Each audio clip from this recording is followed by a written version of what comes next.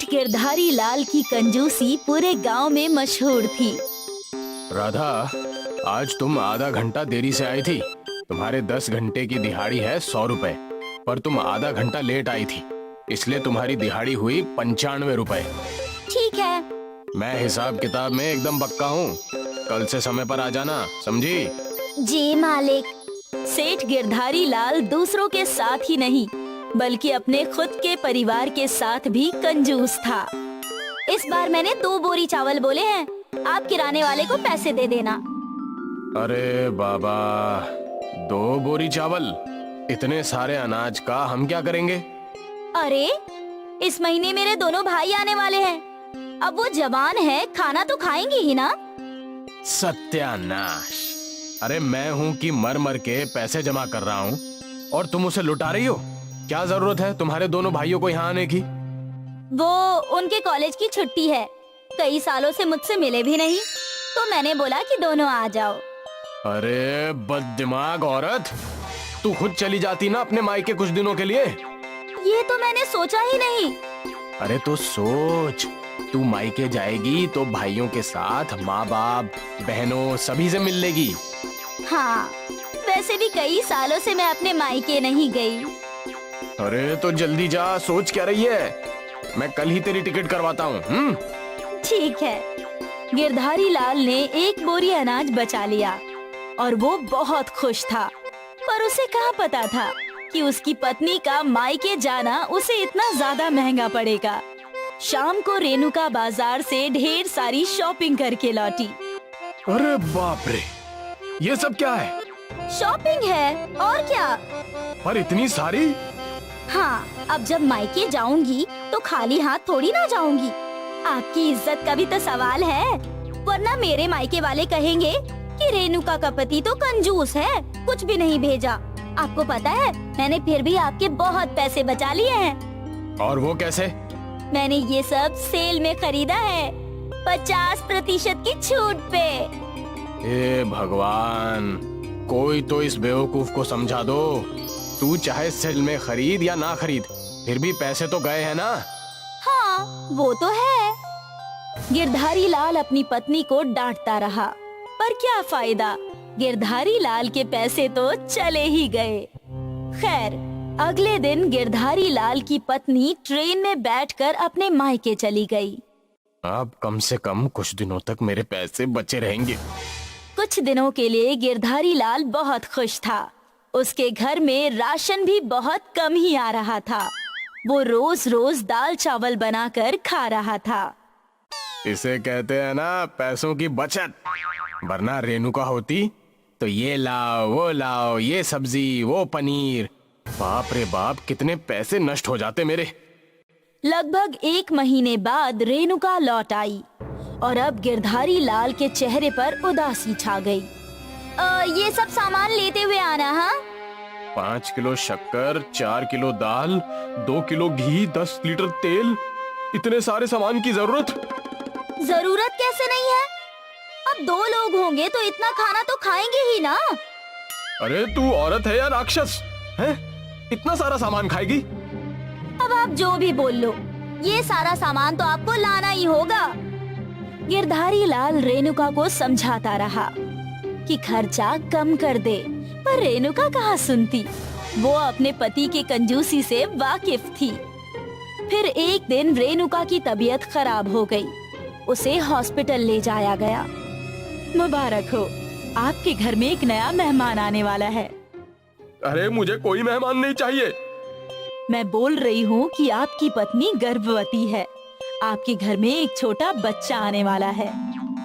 ये सुनकर गिरधारी लाल खुश हुआ, पर फिर वो पैसों के बारे में सोचने लगा।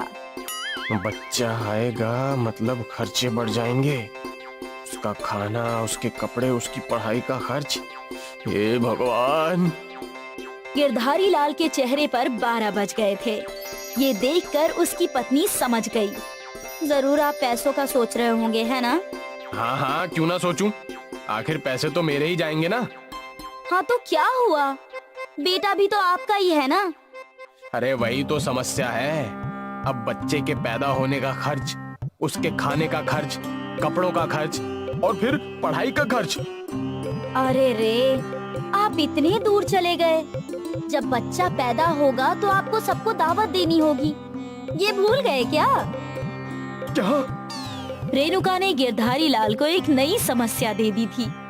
उस दिन से गिरधारी लाल सोचने लगा कि वो कैसे दावत के पैसे बचाएगा। अरे कम से कम 40-50 लोग तो आएंगे ही, सबको भरपेट खाना खिलाना, वो भी पकवान। बाप रे बाप, मैं तो लुट जाऊंगा। मुझे कुछ ना कुछ तो सोचना ही पड़ेगा। यहाँ रेणुका की डिलीवरी का समय नजदीक आ रहा था और वहाँ गिरधारी लाल परेशान हो रहा था। क्या करूं, क्या करूं? आखिर एक दिन गिरधारी लाल को ये योजना मिल ही गई और उस दिन उसके चेहरे पर मुस्कान आई। रेणुका ने एक बेटे को जन्म दिया। गिरधारी लाल बहुत खुश था। अरे मेरा बेटा, तुम जितने चाहे उतने मेहमानों को बुलाओ दावत पे। क्या हुआ, आज सूरज पश्चिम से निकला है क्या? अरे वो तो पता नहीं, लेकिन आज मुझे बेटा हुआ है। इस खुशी में रेणुका ने अपने सारे परिचितों और रिश्तेदारों को न्योता दिया। वो कब से सबको दावत पर बुलाना चाहती थी, पर गिरधारी लाल की कंजूसी की वजह से वो कर नहीं पा रही थी। दावत वाली रात को गिरधारी लाल के घर में मेहमानों की भीड़ लगी थी। गिरधारी लाल ने अपने नौकर को आवाज लगाई, अरे शंभू, सभी मेहमानों के सामने पकवान रख दे। शंभू ने हर आदमी के सामने एक प्लेट रखी जिसमें बस 2 लड्डू थे। बस 2 लड्डू देखकर लोग हैरान रह गए। अरे ये क्या, बस 2 लड्डू? अरे आप कंजूस से और क्या अपेक्षा कर सकते हैं? अरे कम से कम यहाँ बुलाकर हमारा अनादर तो नहीं करना चाहिए था। लोग उठकर जाने ही वाले थे कि अरे अरे रुके रुके रुके, ये आपका अनादर करने के लिए नहीं, बल्कि ये एक खेल है। आपके सामने 2 लड्डू हैं। जब आप वो खा लेंगे तो 2 और लड्डू रख दिए जाएंगे, फिर 2 और ऐसे करते करते आप बेहिसाब लड्डू खा सकते हैं और हर लड्डू खाने के लिए आपको 10 रुपए भी मिलेंगे। क्या कहा भैया, 10 रुपए? अरे वाह वाह वाह वाह वाह, ये लड्डू आपको बिना हाथ मोड़े और बिना मुंह को प्लेट में लगाए खाना होगा। अरे भला ऐसे भी कोई खा सकता है क्या? जरूर ये कंजूस हमें कुछ खिलाना ही नहीं चाहता। हाँ बिल्कुल, लगता है ये इसका कोई षड्यंत्र है। खाना खाने बैठे सभी लोग गिरधारी लाल की कंजूसी समझ चुके थे। इसी भीड़ में एक समझदार युवा था, गणेश। गणेश को एक तरकीब सूझी। वो सरपंच के पास गया और उन्हें अपनी योजना बताई। वाह, ये तो बहुत ही अच्छा आइडिया है। गणेश ने सभी गांव वालों को एक एक करके अपनी योजना बता दी और सारे खुश थे। और गिरधारी लाल को कुछ समझ नहीं आ रहा था कि आखिर ये हो क्या रहा है।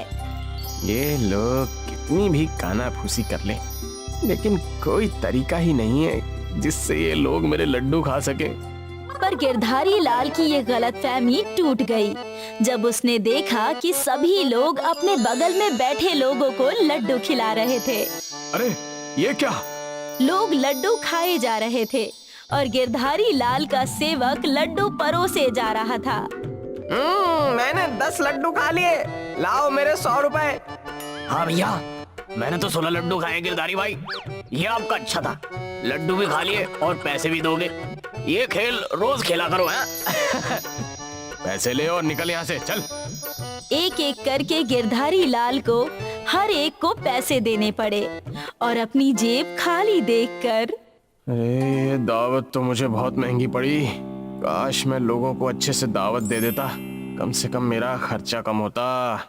इसलिए आपको हमेशा बोलती हूँ कि इतनी कंजूसी भी मत किया कीजिए, पर आप मेरी सुने तब ना। अब गिरधारी लाल बस अपना सिर पकड़कर बैठा था। वो करता भी तो क्या, उसके इतने सारे पैसे लुट चुके थे।